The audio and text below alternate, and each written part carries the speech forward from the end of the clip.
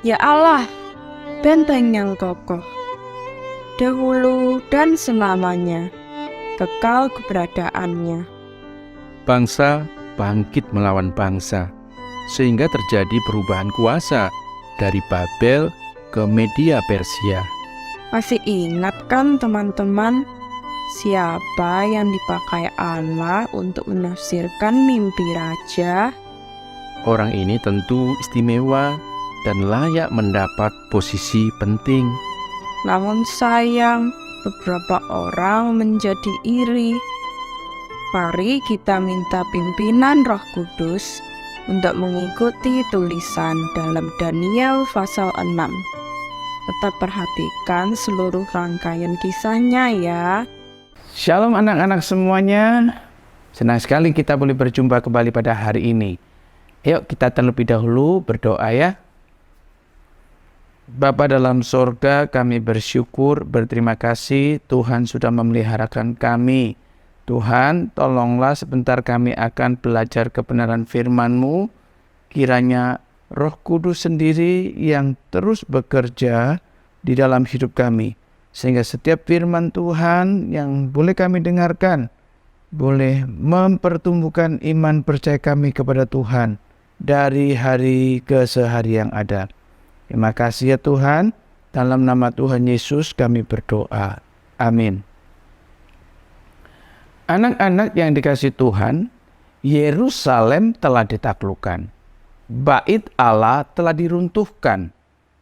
Tempat penyembahan kepada Tuhan Allah yang hidup telah dinajiskan oleh orang-orang yang tidak mengenal kepada Tuhan. Tetapi kita bersyukur bahwa hidup penyembahan, hidup doa orang-orang pilihan Tuhan terus itu dikerjakan sehingga hubungan antara bumi dan sorga itu tidak terputus.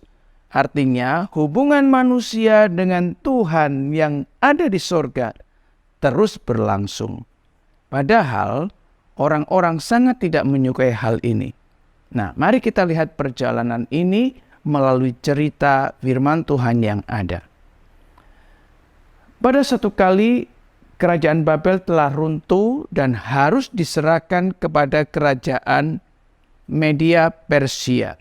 Dan saat itu diserahkan kepada seseorang yang bernama Darius. Saat Darius menjabat menjadi raja, dia telah berusia 62 tahun. Artinya bahwa Darius cukup tua ketika dia memangku atau menjabat sebagai seorang raja baru setelah Babel menjadi runtuh. Raja Darius tampaknya sangat menyadari kalau dirinya sudah tua, tidak mungkin dia mempunyai kekuatan yang sungguh prima untuk mengatur negara yang sangat begitu luas. Maka Raja Darius berkenan mengangkat 120 wakil raja yang ditempatkan di berbagai macam daerah pemerintahan daripada kerajaan Media Persia ini. Di samping itu, Darius mengangkat 3 pejabat tinggi negara. Salah satunya adalah Daniel.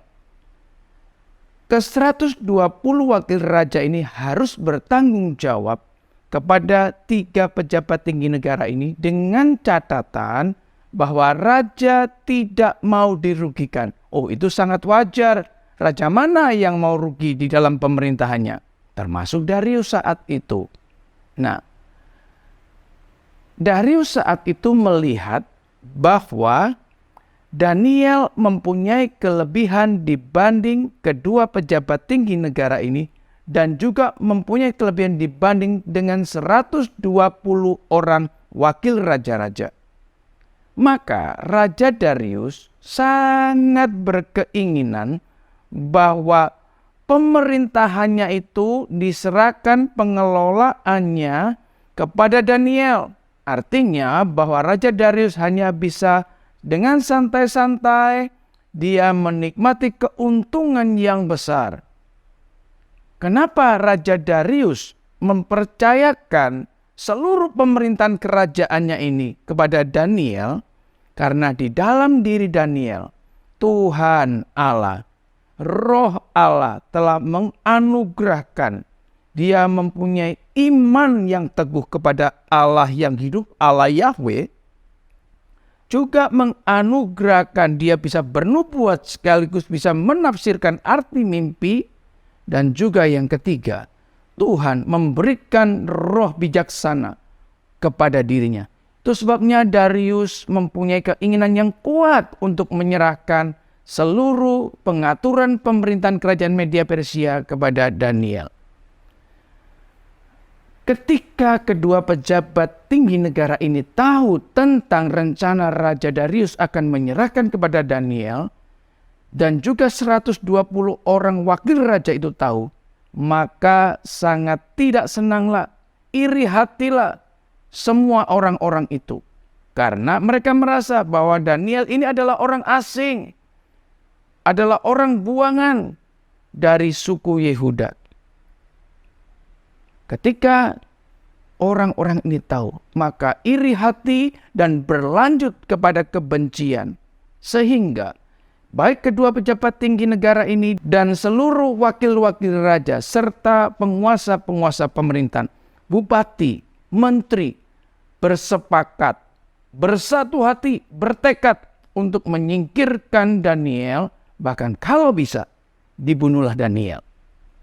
Maka saat itu semua orang yang sudah bersekongkol ini, yang sudah kompak ini, selalu ingin mencari kesalahan-kesalahan Daniel di dalam melakukan tugas-tugas negara. Mereka dari hari ke hari selalu memperhatikan Daniel. Tetapi mereka menjadi berputus asa karena tidak ada satupun cacat, tidak ada satupun kejelekan Daniel di dalam menjalankan pemerintahan yang dipercayakan oleh Raja Darius kepada Daniel. Wah, ketika itu mereka jadi teringat, kalau ini tidak mungkin, maka ada satu jalan, bahwa satu hal Daniel, yaitu tentang imannya kepada Allah yang hidup, yaitu Allah Yahweh.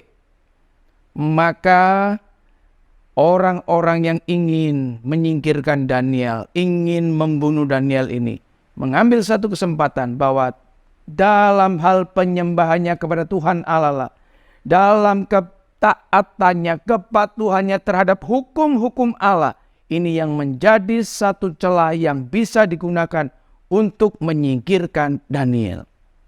Maka dengan tergesa-gesa seluruh orang-orang yang mempunyai niat jelek terhadap Daniel ini menghadap kepada Raja Darius. Dengan kata-kata yang manis tentunya.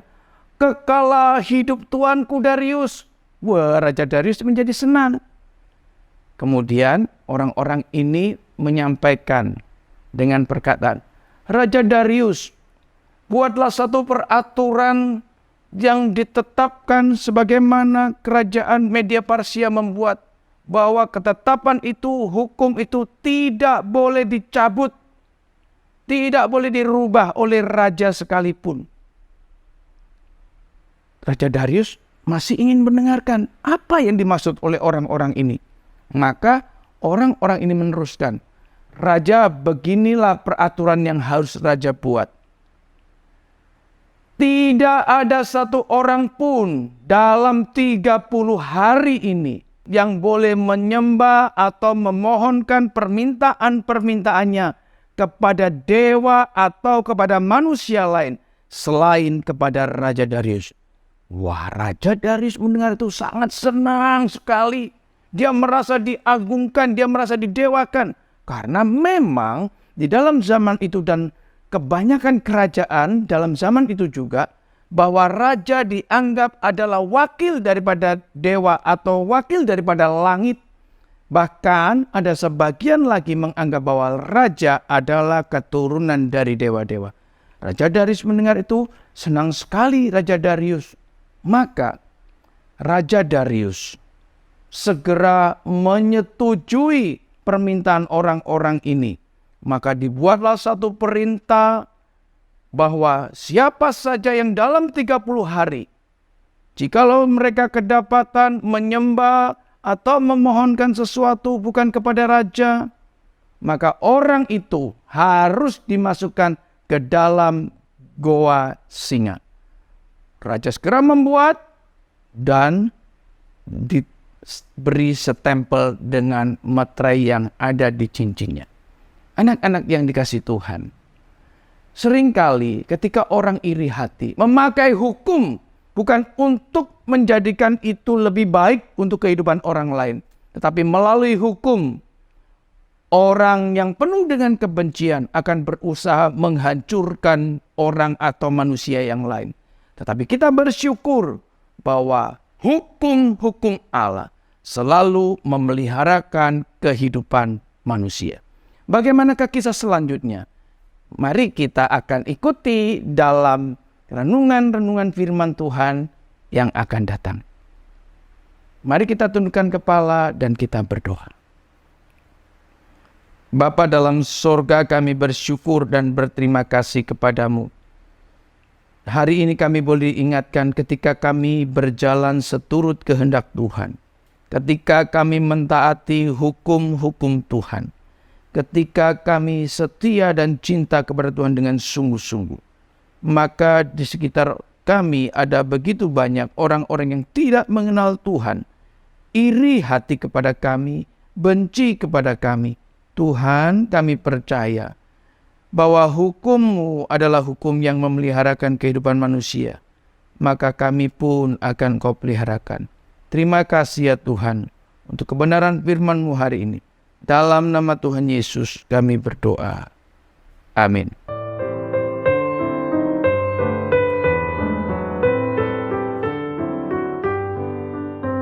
Puji syukur kehadirat Allah sejati yang kuasanya tidak dapat dibandingkan dengan raja.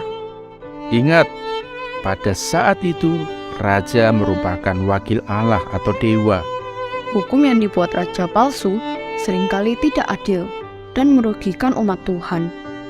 Namun, kalau kita ikuti terus hukum Tuhan, maka sebenarnya orang berdosa dengan menyalahgunakan kesabaran Allah atau hukum Allah akan menimbun murka bagi dirinya. Lanjutkan terus petualangan dalam kerajaan Allah.